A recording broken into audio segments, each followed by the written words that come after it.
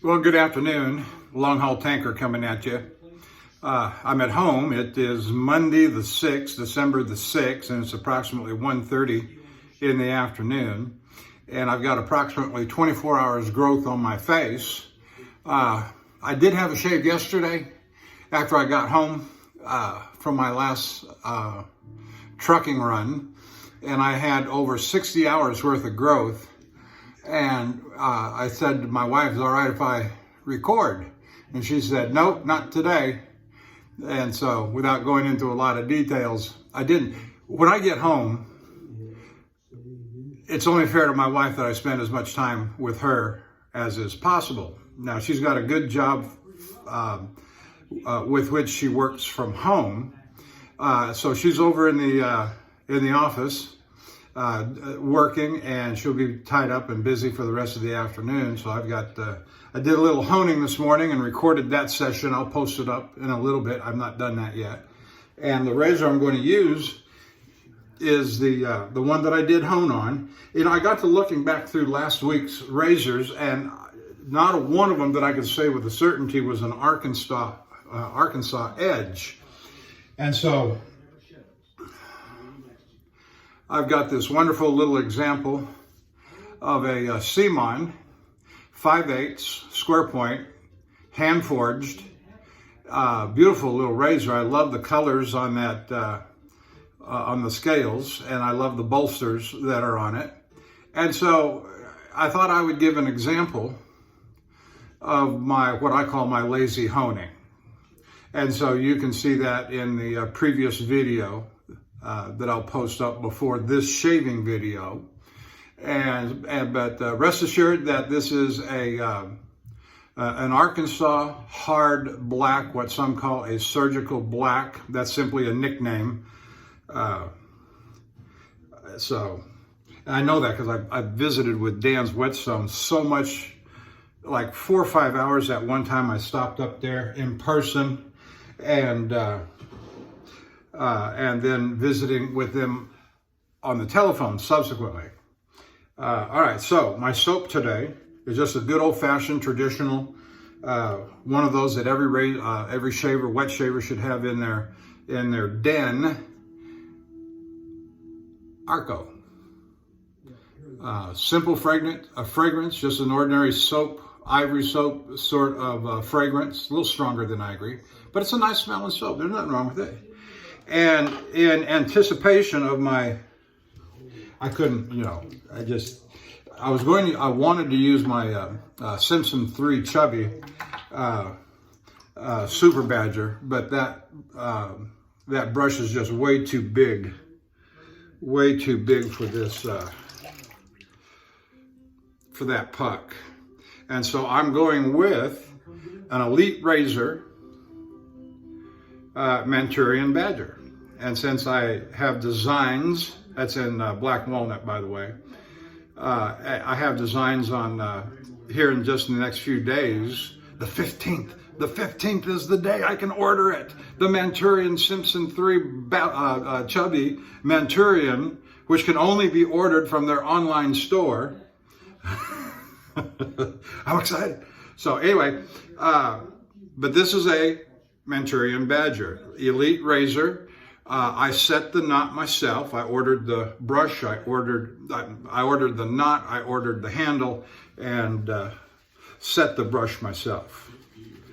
Can't say I did the best job. If I had it to do over again, I'd set the knot just a little bit higher than what I did. I learned some secrets. I believe the man's name over there, I haven't looked, but the man's name over there is Robert. And I spoke to him a couple of times on the phone because I have like 3 brushes from him. 2, I set the knot myself. Oh, I remember what happened, which is a story for another time. But I've ordered, I think I've got 3 brushes, handles from him, and then a 4th knot that I set in another handle that I had that was, and that's the story, VP Leon Hardy 30 millimeter And I may have mentioned something about that on a previous video. But nonetheless, I wanted to use the Manchurian Badger. That's a 24 millimeter knot. It's certainly suitable for this ARKO puck. And so here we go. Manchurian Badger, 24 millimeter black. Boy, I got enough water in that thing.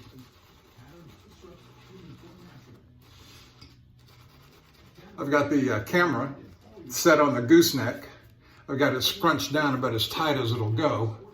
And I'm sitting about 4.5, maybe 5 inches from the mirror. And so when the time comes, I'm going to have to scoot up to the mirror to do my trimmings at the end, or my close shaves, I should say. And so I did about 20, 30 minutes of honing on the hard black Arkansas. Not so much that it needed it, but I wanted to give an example of my lazy honing. Well, that's just a soft knot. I love you can tell the difference between the Super Badger from Simpson, or what others might call a premium silver tip.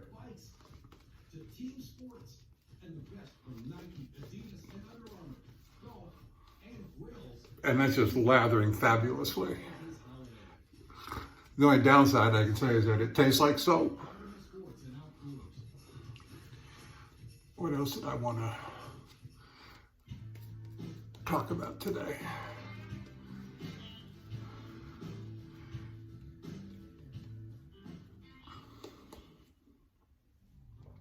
You're watching Outdoor. Oh, I got the TV blasting. You can probably hear my fishing programs going on in the background. There's a TV Plus, Pluto TV. Has a nice lineup for satellite streaming, or just streaming, I should say. And they got some good outdoor channels on there, but that's what I call deadhead TV. You just put something on to let it play. And I can't think of anything else better than a good fishing program just to do that.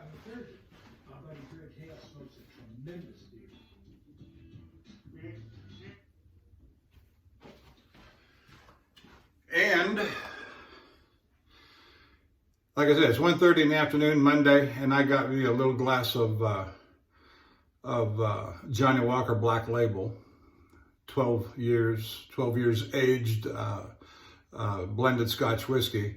And I'm just sipping it. I can take a glass like that and I'll still be working on it by 9 o'clock tonight. Just take a little sip. No more than that. Running over my tongue. And I'm still getting used to these whiskeys and such like. And I like it. And I will tell you, I had a little glass of the Red Label Johnny Walker yesterday. And it's hard for me to make a decision on which one I like better, the 12-year-old Scotch or this one that costs half as much.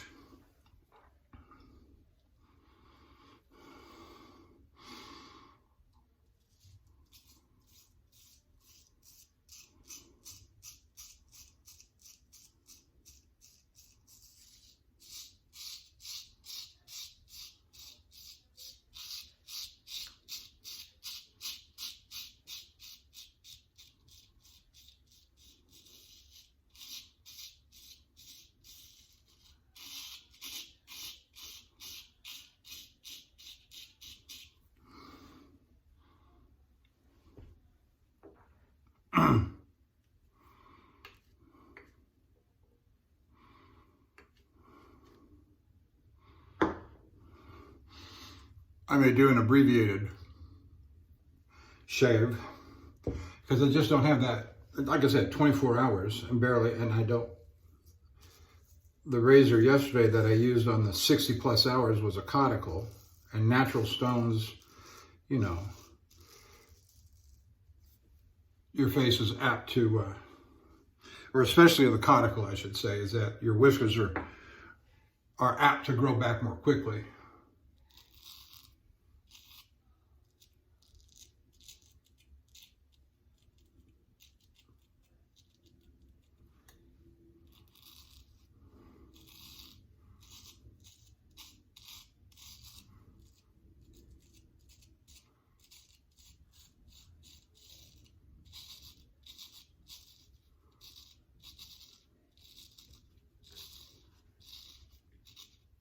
And when I say abbreviated shave, I mean I'm doing a with the grain pass now, and I'll probably follow that with a against the grain, followed by some touch-up. We'll see how that goes.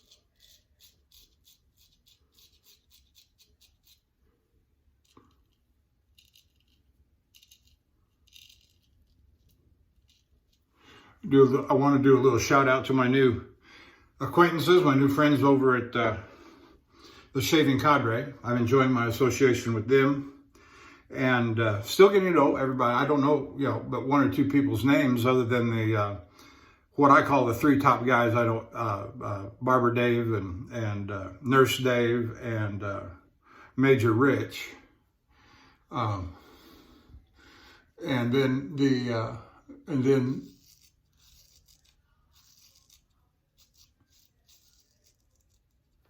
Bill M. And there's a couple of guys on there from, I'm not going to get the names right, so bear with me, that I've known in other forums that I've been on, Blues Man, and the other guy. Sorry.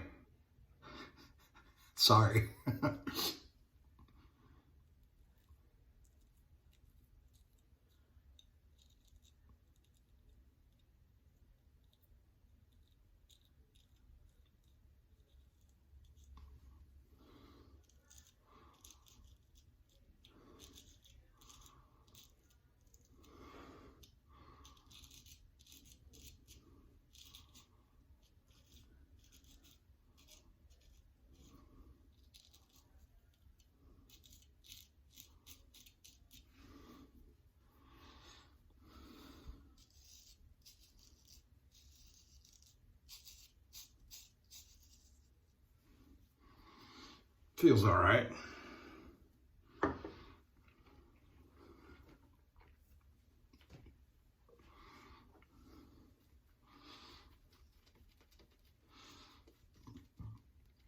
Yeah, this Manchurian bed, it's always felt like a cloud. It's just a cloud.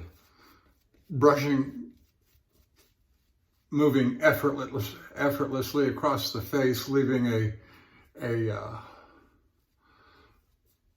leaving the lather and billows, and it just, did you like my description there? I was trying to be literate.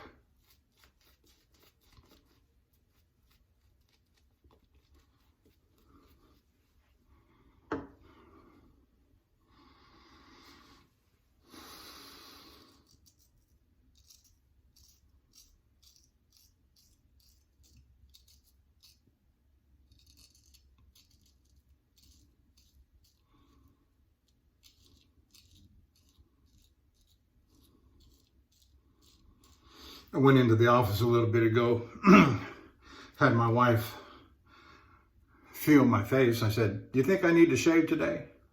No, I started by saying, can you feel my whiskers? And she said, you don't need to shave. I said, that wasn't the question.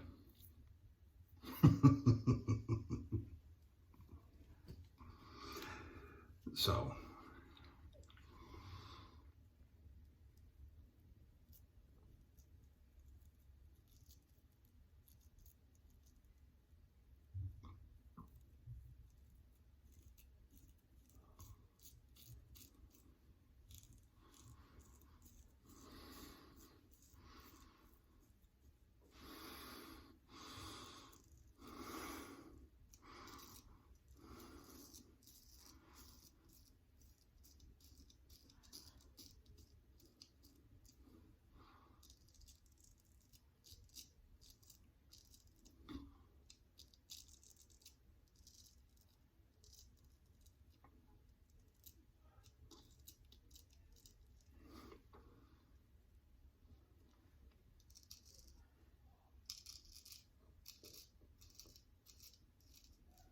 We're having a little bit of storming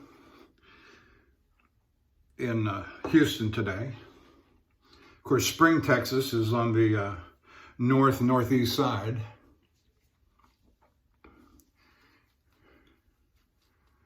It's not so far eastward as Humble is, and it's not quite as north as the Woodlands or Conroe. If that means anything to anybody, if you want to get a map out and take a look.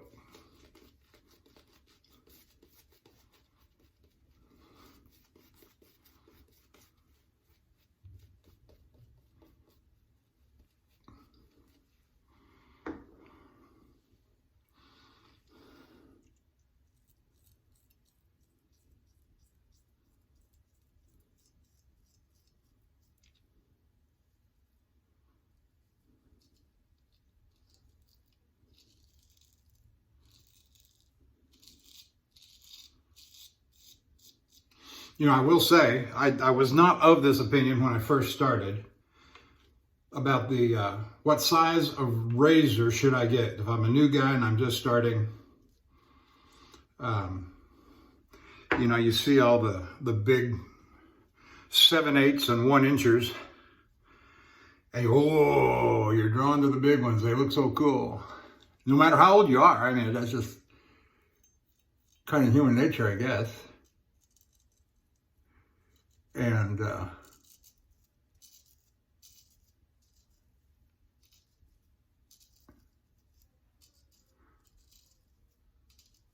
my first rule of thumb or principle in that regard is whatever you get, learn to use it. Second is, with the number of razors that I've accumulated over the years, close to 60 now, I do find the 5/8 a little bit better to manipulate, control.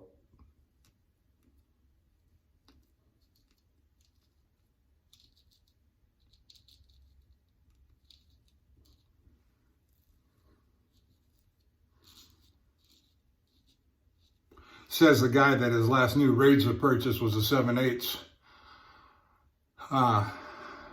Count Engelbert from Boker.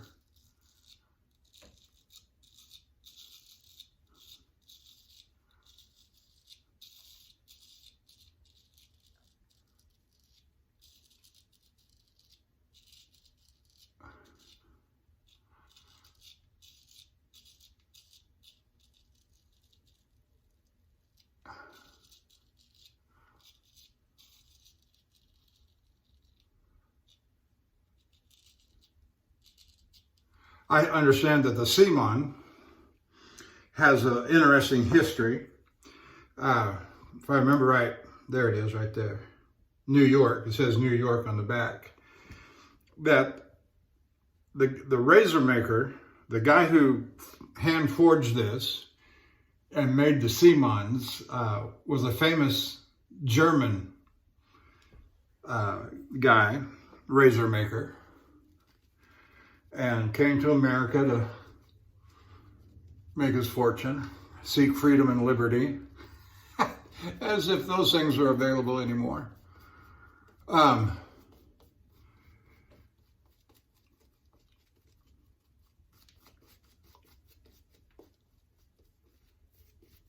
So interesting story with the C-MONs.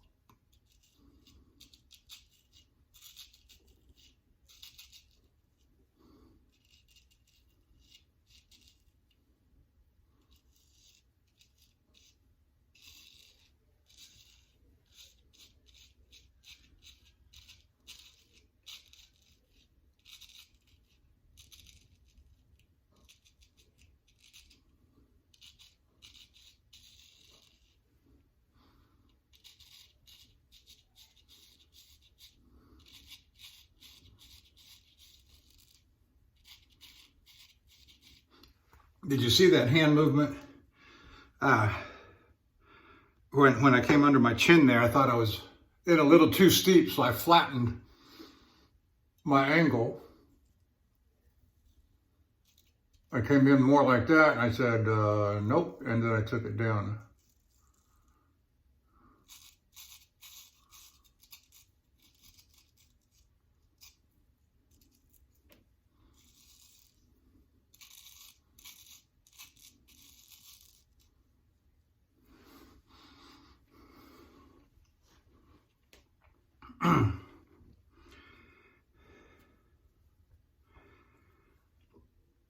So my truck's going to be in the shop. Been having problems with the front AC blower.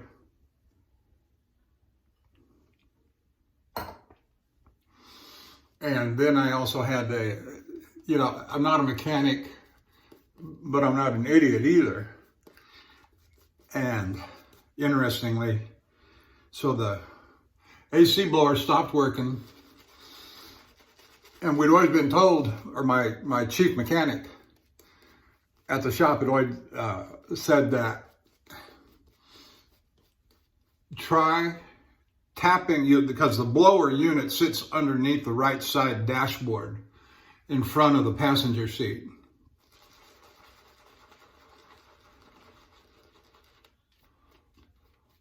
And he said, try tapping it with a rubber mallet.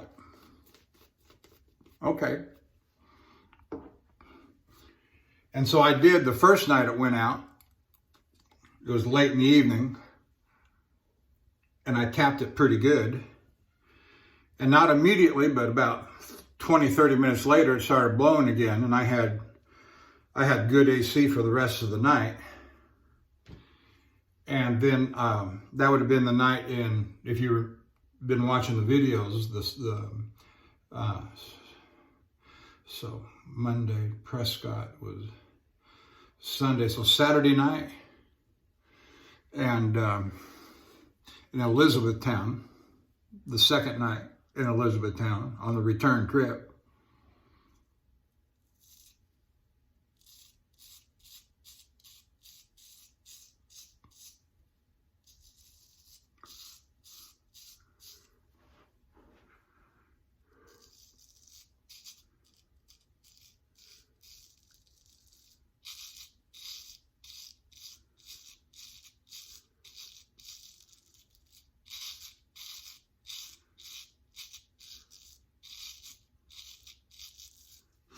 And so I had good blow then that night, and I guess what would be Sunday till about mid-morning, early afternoon, and it went out again.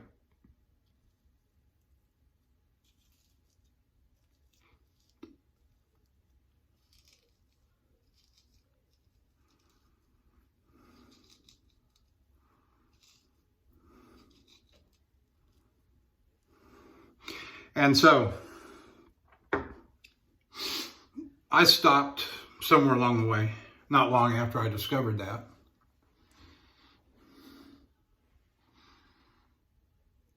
That is to say, after it stopped blowing that afternoon, late morning.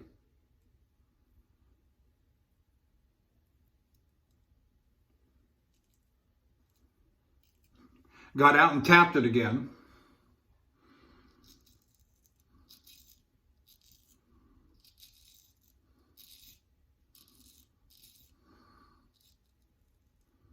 But this time I noticed that there was water drip just where that blower unit sits in front of the passenger seat on the right side dashboard underneath. Immediately to the right of that is some kind of condenser or something. And I saw water dripping and moved my hand over to feel over there, and it was frozen, solid as ice. And of course, again, I'm not a mechanic.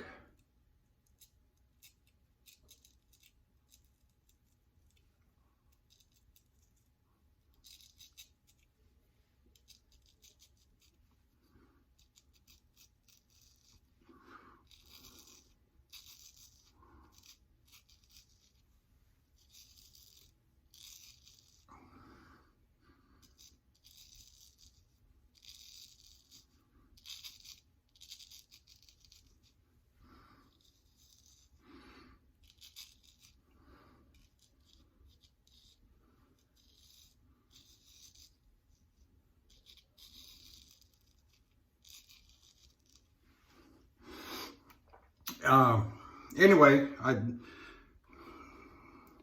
lightly tapped and broke all that ice loose. There was ice that had formed up on that thing, and I got back in the truck and started driving. And it kind of dawned on me, the genius that I am, it kind of dawned on me, you know what? It's 65 degrees outside. Why don't I just turn the system off and see if all that melts? So the little button that controls the air conditioner, I turned it off. The button that controls the recirculate, I turned it off. What I didn't turn off was the fan motor. I left it in the number 3 position, so next to highest. And don't you know, after about 20 minutes or so, a hurricane started blowing through those vents, and I got full blow. I turned the AC back on, put it back on recirculate, and I had good air all the way back to Houston. Till Monday, I guess. Whenever that was. It was either Sunday or Monday. I spent the night in Prescott, Sunday night in Prescott, Arkansas. When I got back into the yard, I went to the shop. Of course, now it's what? Sunday. I guess I got in Sunday. And the mechanic on duty, I said, Mark, come here. And he came and looked at it, and I told him what had happened. And he said, that's probably a sign of low freon. And we don't have actual working mechanics on duty over the weekend. So today's Monday. And then I found out that the chief shop mechanic, who's what I call my chief mechanic,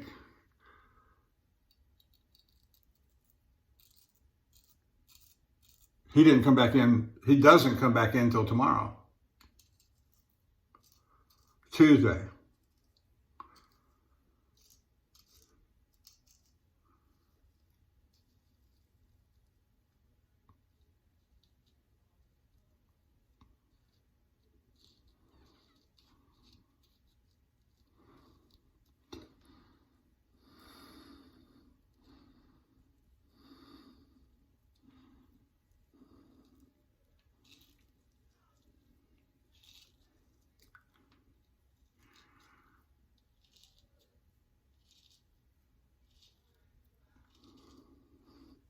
So since my preferred guy doesn't come back in till tomorrow, I'm not going to call and follow up on my truck to see if they're making any progress today.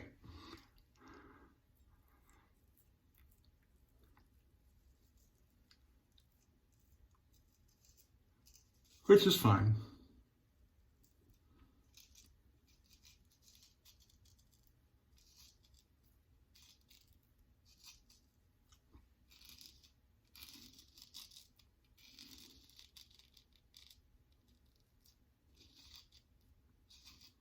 Under normal circumstances, if we were busy at all, I'd come in on one day, like yesterday. I'd get a call this afternoon for a load for tomorrow, and I would get my, if you know hours of service regulations for trucking, I'd get my 34-hour break-in by sometime after midnight tonight, and I'd be good to go for tomorrow. But we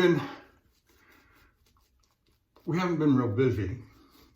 And I'm going to say this, especially for the long haul guys, haven't been real busy since April or May, because every time I come home, I'm getting 2, 3, 4 days off.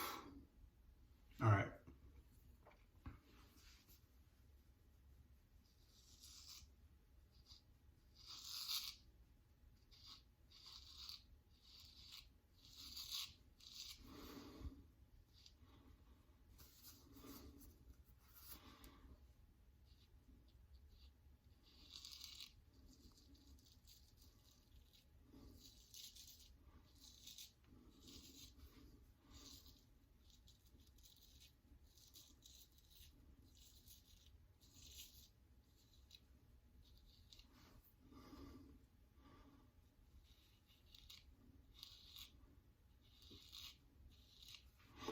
which I don't mind, and my wife doesn't mind. So when I am home and she's not busy doing her work from home, Monday through Friday, then naturally I grant and allow she who must be obeyed full control and access of my hours at home. Did you get that she who must be obeyed reference? I'll give you a clue. Leo Kern. I said it the other day.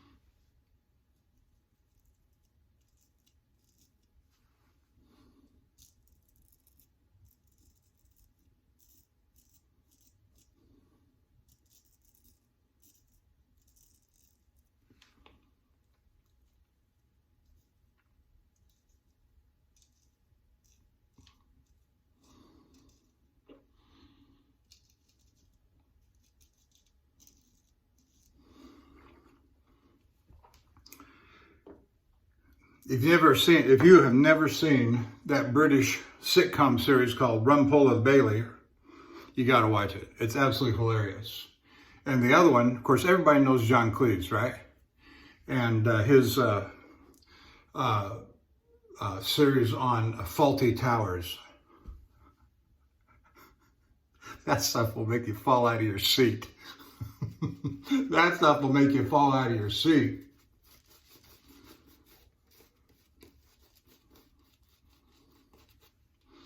Yeah, my soap's growing a little thin, but that's okay. I'm nearing completion.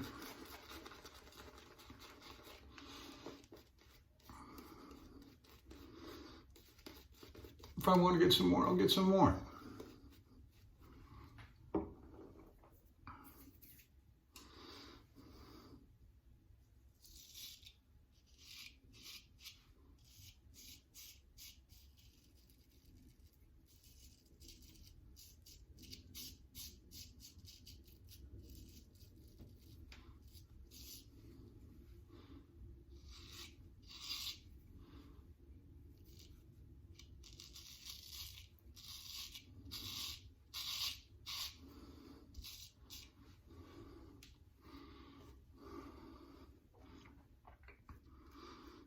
Now my lazy honing, you'll see on that previous video that I'll post up just before this one. Lazy honing, I'm going to turn all the sound off because I sit in my chair, I watch a movie. Now, you know, I only gave you about 30 minutes, 20 minutes of what was actually going on because I had a old Charles Bronson movie going from Amazon.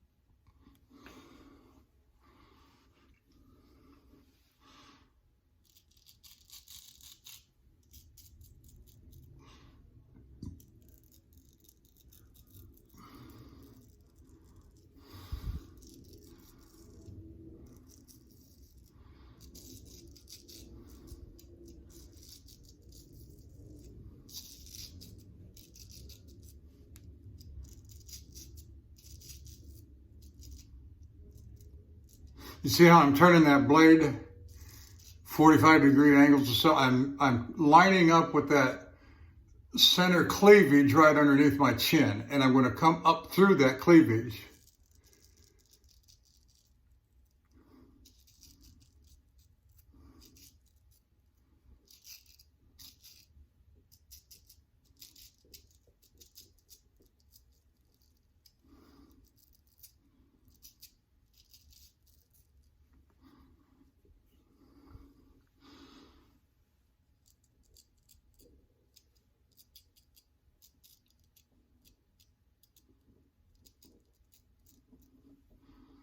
then that point right there under my chin is always a trouble spot too. In fact, that whole area from here through that cleavage to under the right side is a problem. Always has been.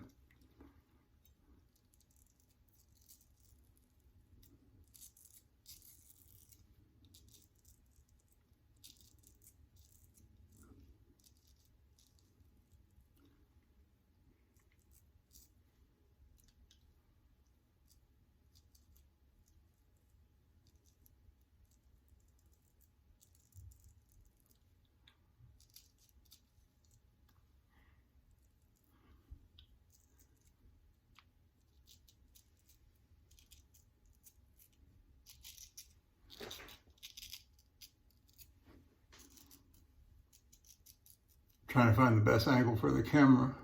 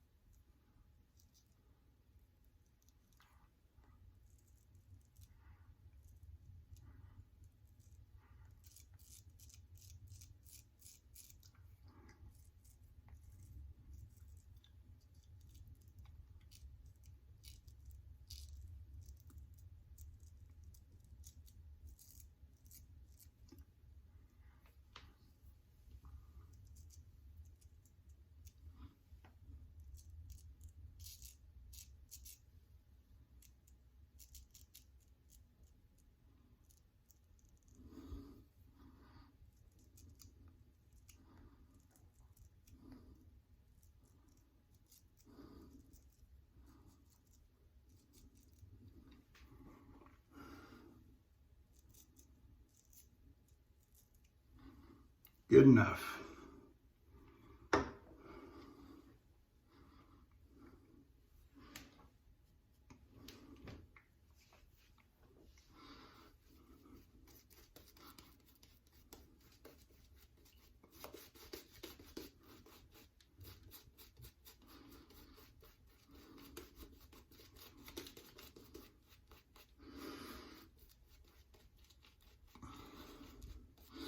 If I was going to go on for a head shave, this would be the point that I would probably relather my brush, but I'm not going to. So that way I could get a good lather set on my against the grain.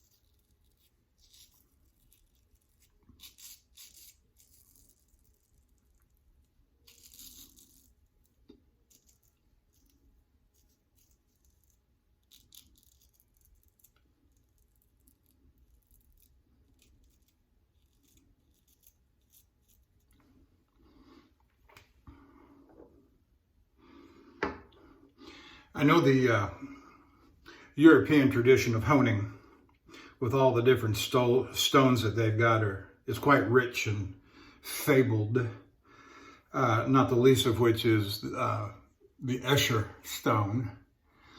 And the conical, of course, they're still available. They're in plenteous supply, not so much the Eschers. And I don't know if they were available, yes.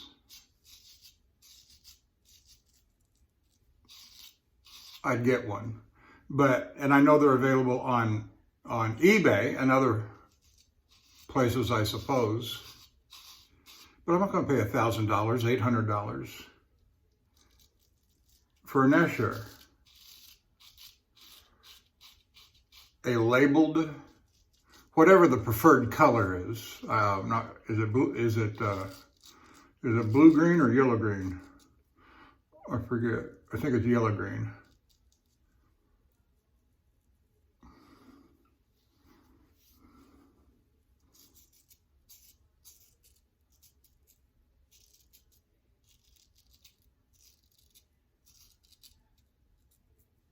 But I'm not going to pay $1,000 for it. If I paid and I do plan to do this one day, and I'm thinking sometime next year, if I laid out $1,000 for anything, I'm going to find me a Wade & Butcher 9/8 wedge, near wedge, with all the stampings and markings in near mint condition. Then I'll lay out $1,000 for that kind. Am I tipping my hand before?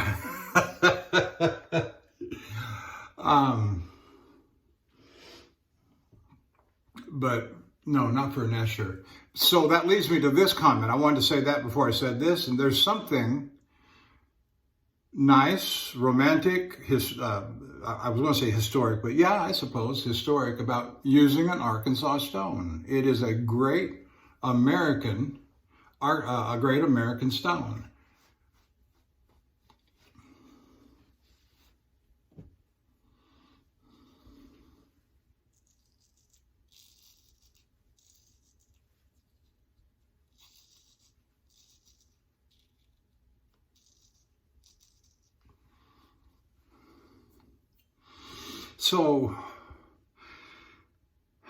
So I spend $400, Dan's Whetstone, for a 8x3x1 translucent. Or do I spend $1,000 on some smaller version of an Escher? No, I'm not going to do that.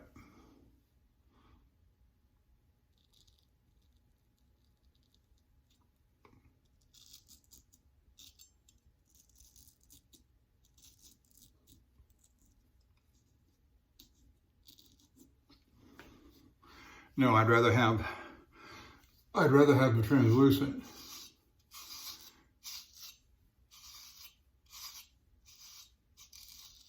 I'll be making some remarks too. I want to talk about one of my personal favorite subjects is talking about translucent, surgical black, and the true hard. But I want to get a couple of facts lined up in my head before I'll make this comment, and I can always stand to be corrected. And that is, I think is it the USG or USGS, U.S. Geological Service, the scale that Dan uses to measure the fineness of the true hard, the hard black, and the translucent. Their chart on their website, Dan's Whetstone I'm talking about, says that all three of them, true hard, hard black, and the translucent, have a 2.5 plus rating on the USGS, 2.5 plus. And so when I first went to go visit with them, I asked them about that. I said, can you make any determination beyond that? He said, for our purposes here, no. Now they use the language on, I think it's the black, the hard black, that they use words like ultimate fineness, superior, whatever the language is they use on their website to distinguish between the translucent and the hard black is merely commercial promotion. There is no scientific distinction between the hard black and the translucent. I had some guy argue with me one time on a website about the difference between 2.5 and 2.6 and or 2.7, whatever. Now there is a buoyancy test or a gravity test that you can make on those stones. Stand by, let me get up close here.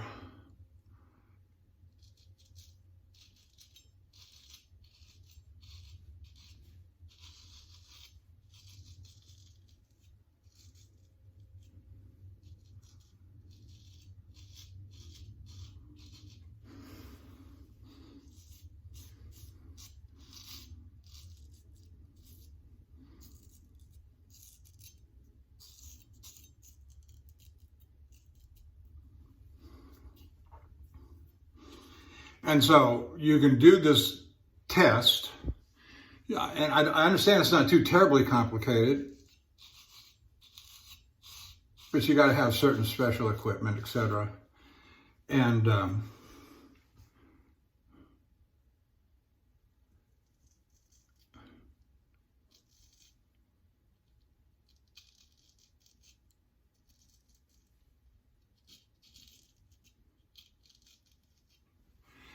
if you want to know the exact specific gravity, that's the language as I recall, specific gravity for your stone. Okay, that's fine. That's your stone. And that it may or may not hone any better than one that's a 2.5 plus without any specific testing on the stone. It's just.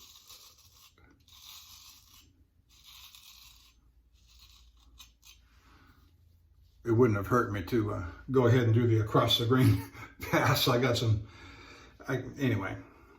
So it makes no difference. So when I learned that, and this was some years ago, when I learned that, what I determined to do then was to test the theory.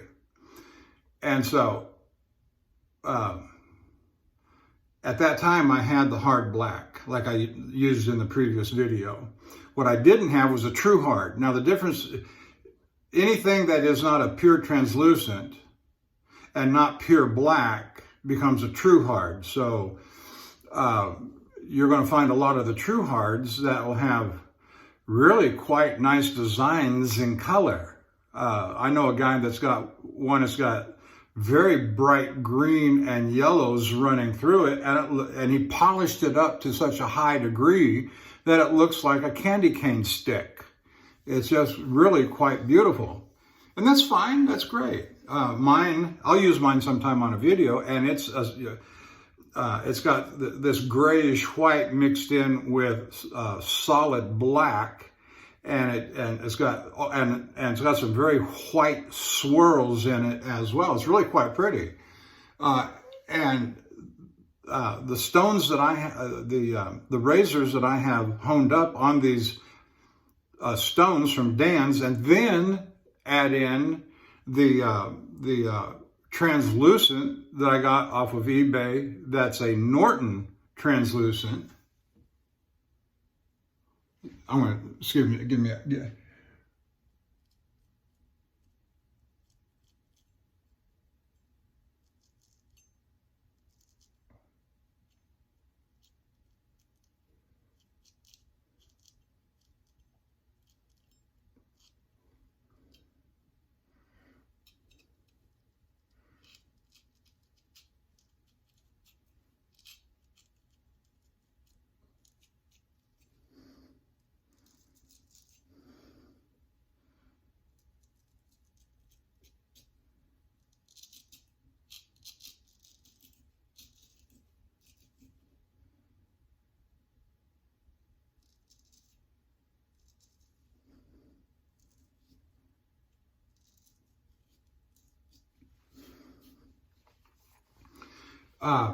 So you add in the Norton translucent.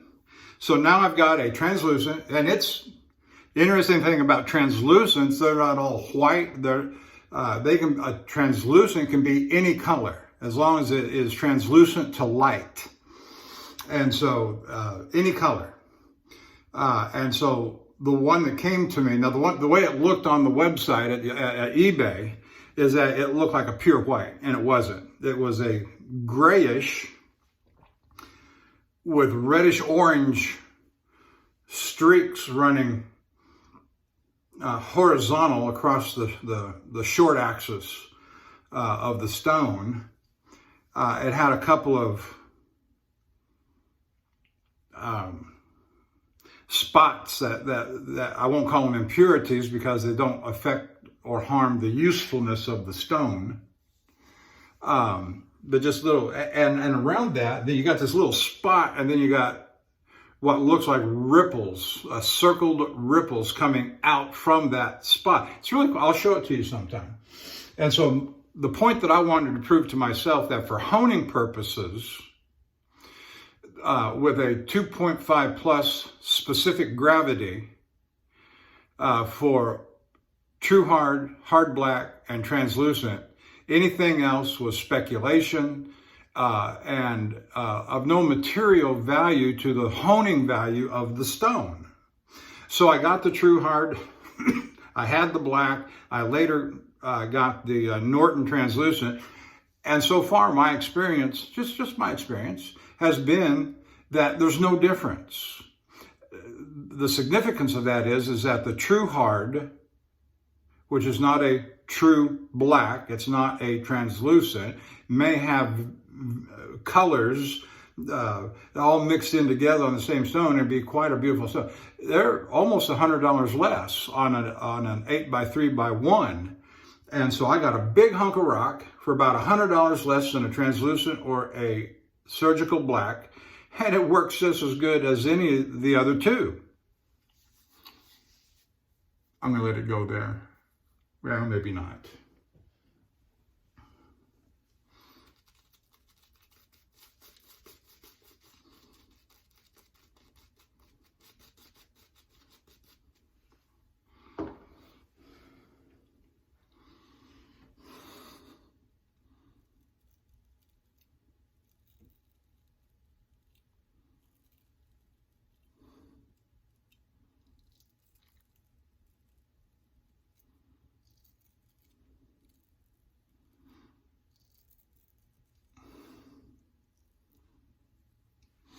You might be able to see under my nose there. Yeah, I got myself yesterday.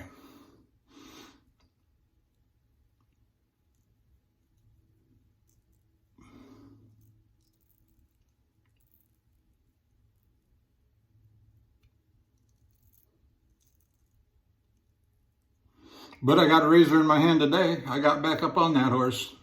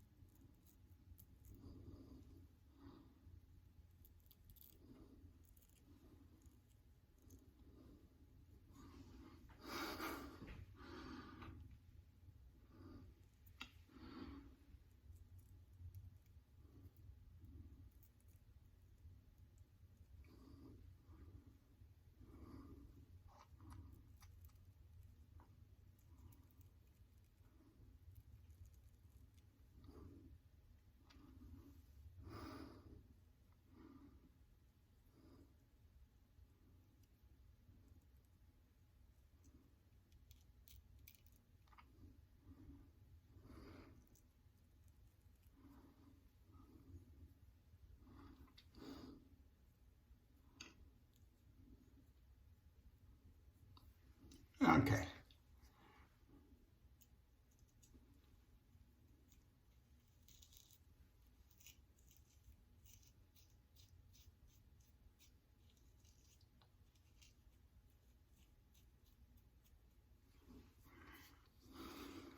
Okay, we're done. So that's my big spiel on Arkansas stones. because I always got a kick and aggravated at, and there's one guy in particular I've got in my mind.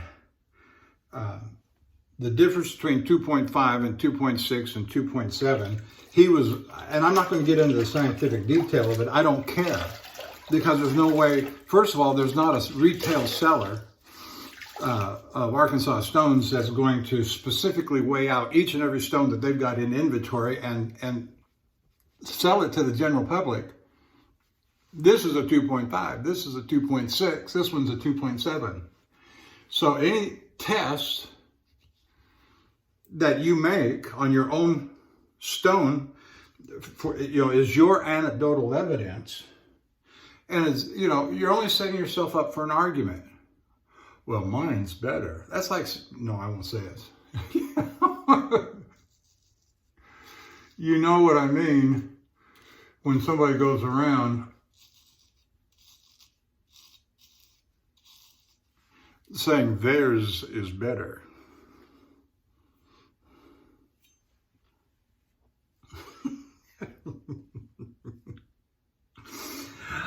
Oh, I can be bad sometimes, I know. All right, that's it. We use the C-MON, excellent razor, good history behind it. We use the ARKO. We've got an elite razor in Black Walnut with a 24 millimeter Manchurian badger, soft as a cloud. And we've got the Johnny Walker Black Label that we're just nipping on, just nipping. Just nipping.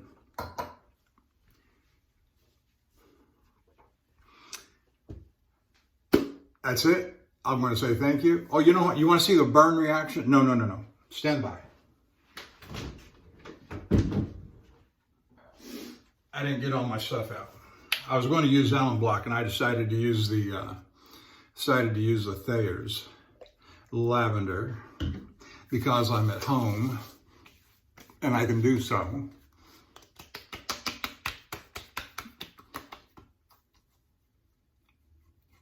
Yeah, that feels just fine.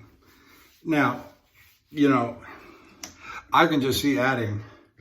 I can just hear what my wife's going to say if I decide to add another element or product to my routine at home. Anyway, I've been watching Barber Dave. I've been watching Bill M. Start the talcum powder. I don't know. What do you think? Who else is doing the talcum powder, right? All right, here we go.